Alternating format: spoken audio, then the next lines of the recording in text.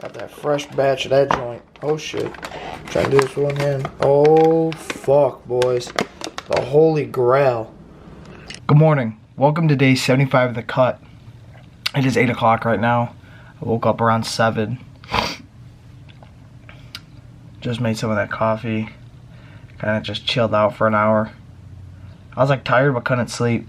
So I had my alarm set for 7:45 this morning, but I don't know, woke up early. But I'm going to edit and upload day 74 real quick before the markets open. Also got that motherfucking hitter. Ice fucking cold. Get some water in me early, boys. My body weight this morning was 180 flat. So, pretty exciting shit, boys. Pretty exciting shit. Nonetheless, gonna get this editing done and get ready to hit the markets.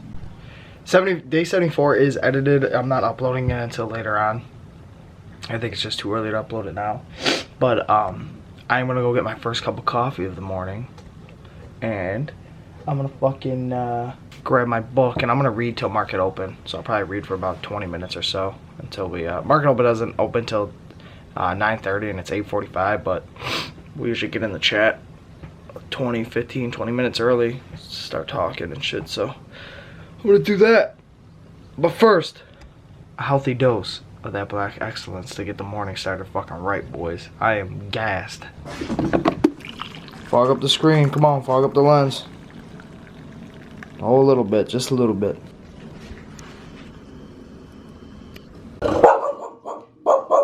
Damn. Damn. Ben. Ben. How do you think the markets are gonna go today? Ben. Not good.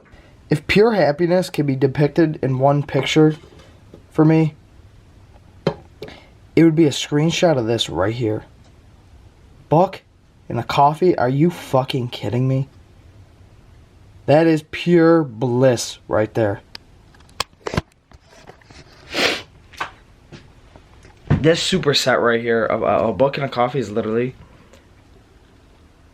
the essence. And it is the catalyst of happiness. It gets me gassed as fuck. And especially morning time, a morning coffee. That first fucking just sip of that fucking pure, just dark, rich, fucking liquid from the heavens.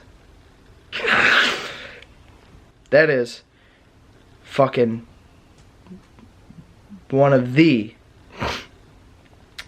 S-tier human experiences you could ever have. This is what a lot of motherfuckers miss out on, man. God damn. Make you almost want to tear up inside. Make a grown man cry. But I'm going to get some of this reading done before the markets open.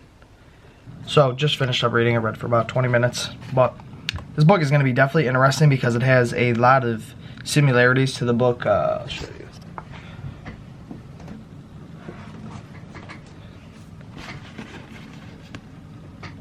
1491 that I read. Really love this book. Loved it a lot. But I'm just like still in the prologue, and it's the author's breaking down the parts and the chapters and what they're going to be about. And the chapter, I'll tell you. So he's talking about the third chapter. He's going to talk about when Francisco Pizarro invaded the Incas, and he's talking about how, I think his name is Atahualpa, I think is how you pronounce it, and just how he captured him and fucking killed him. And it's just interesting because it's talking about that, and I read a great deal about that. So like, that's just and that's not even, I shouldn't even say that's the power of reading, because there's more. I'm gonna see, let me just find it real quick. I wrote a note on it. More crossover when he talks about the mass production of bronze tools, which was just the beginning in South America in the Andes, right? And he didn't dive deep into this, but he's just bringing it up, and he's using it to set an example on how it wasn't until 4,000 years after bronze tools were already developed in Eurasia that these cultures in South America and these tribes in South America in the Andes started using them. And the whole book, the whole theme is just like why is there such a discrepancy in dates and like why didn't the people in the Andes, what was the reason the people in the Andes took so long to discover it when the people in Eurasia discovered it 4,000 years ago? Obviously they're not communicating, but it's like we're all human. What's causing this difference, right? Or I should say the difference in time.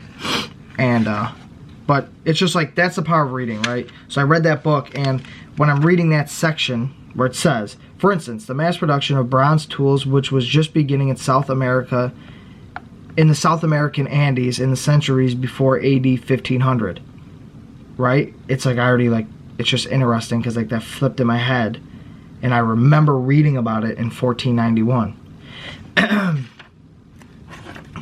And then right here when he talks about Atahualpa, I'm pretty sure that's how you pronounce the name, don't fucking quote me, that's, and Francisco Pizarro, that's like people I already fucking have learned about, like that I already knew. So it was like kind of a cool thing to fucking hear their name and see their name again. It's like, oh shit, I know about this. Like I know how when fucking Francisco Pizarro came in to fucking invade, he set up an ambush.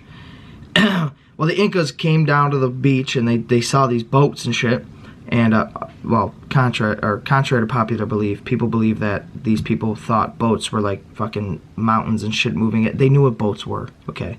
But they came down, they saw the boats and that, and they're like, they were investigating. Well, Pizarro, he set up an ambush, and there was like all these buildings surrounding, and pretty much the Incas got super afraid because they didn't know what guns were, and he was shooting at them with cannons and guns. And interestingly, the biggest thing they were afraid of was the horses. And now this is all I read. I read all this in 1491, right? The biggest thing they were worried about or were fearful of were the horses. They didn't know what horses were, and they didn't have horses. And a lot of people think Pizarro is the reason there's horses in South America, but they describe like these horses as like these big mystical beasts, and they can't believe these men like just have the bravery to just get on the back of one of these beasts and take control of it, and like they were mind blown. But then they developed ways to fucking kill the horses and that, and they ended up getting conquered, but they put up a good fight. And which is interesting is, this is another thing that's interesting. The Incas, so they only had camels, and or not camels, goddamn. They only had alpacas and like llamas, that type of animal, right? And so they didn't like have like nice developed roads or anything. They just had like little trails up through the woods, and they're all rocky and shitty. But these fucking llamas and these alpacas and that, they're used to that. They have no problem. So they were able to traverse that. But when the fucking when Pizarro and his boys rolled through on their horses, they had to walk with their horses because their horses kept falling and shit. They weren't used to the terrain. So that helped the Incas out a great deal. But you know, that's a power reading, people. It's interesting. It's like cool that I'm like identifying that, like, oh fuck, I know that. I know more about it than this guy's gonna tell me in this book. And it's like, you can just make connections. I don't know. I guess I'm just kind of nerding out right now. But market's open in 5 minutes, boys, so I'm gonna get to that. Trading is complete. Made $60 on the day. Me and Riley couldn't, it wasn't letting us trade our live accounts for some reason, so we traded our funded, and we're not really caring about getting our funded passed right now because with work coming up, we're not gonna really have many days of trade, so we just kind of fucked around. Riley made $1,200. I made 60. Yeah, whatever. Fucking, like, we shorted, and this big fucking news candle opened up, which you don't want to usually trade when there's news, but when you're just fucking around with a funded, might as well. And my stop loss is way higher than his, or my take profit, I mean. And I got stopped out for like, or not stopped out, I took profit at like $400 some. So, and then fucking lost it because we just like took literally like 15 trades fucking around. But time to make some breakfast. This is part one of breakfast. It's one of those little things that I got. Like it's like a rice cake looking thing. I put peanut butter, well PB2, mixed with the yogurt on this, smeared down, bananas, walnuts, a little bit of walnuts, and some cinnamon. And then I have 3 sausages cooking right now. There's a sausage. It's 3 chicken, Italian chicken sausages. It is gym time. I just got, I got shoulders and tries today, so Gonna be a shorter lift, of course. Can only kill the shoulders so much till they fucking evaporate. But yeah, gonna hit it now. Gonna get actually buy a pre-workout, an energy drink. Haven't had one all week. I've just been taking half a scoop, which is a quarter of a serving of my one pre-workout. So yeah, gonna get a little. It's only 1 o'clock now too, so I don't mind drinking a fucking pre-workout. Or energy drink rather. And then I'm gonna come home and then I gotta go to my dad's. We have dinner there. Kai's sighing, of course. But yeah, he's making dinner, so gonna do that. But yeah, gonna go kill these shoulders. I'll check back in afterwards. I am home from the gym. My post-workout meal, by the way, that was a really good lift. That was it was good. Felt good, felt strong. The pump wasn't amazing. I'm not sure why. That just happens sometimes. But my post-workout meal is going to be a Fairlife, and I'm heating up 2 of those little oatmeal, or not oatmeal squares, goddamn, meatloaf squares. Those meatloaf squares, 2 of them. But the third fucking person texted, and they went with us for mowing and mulch. So that's 3 for 3. And we got another quote tomorrow, and potentially another quote after that. Yeah. Looking good, boys. Looking good. Year's starting off fucking strong. 3 for 3. That's pretty fucking good. And all the people that we mowed last year, I think like 85 to 90% of them went with us again this year. So I think there's 3 or something like that, 2 or 3 that we're not sure yet. So looking good, gentlemen. Time to head to the old man's.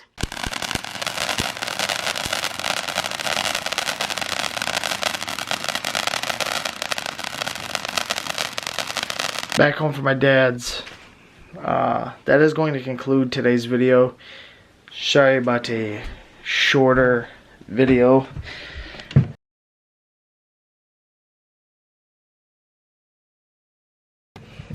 I have been consistent with longer videos, but today will not be that. I just spent time with my family. My aunts and uncle was there, and cousins and that. So I had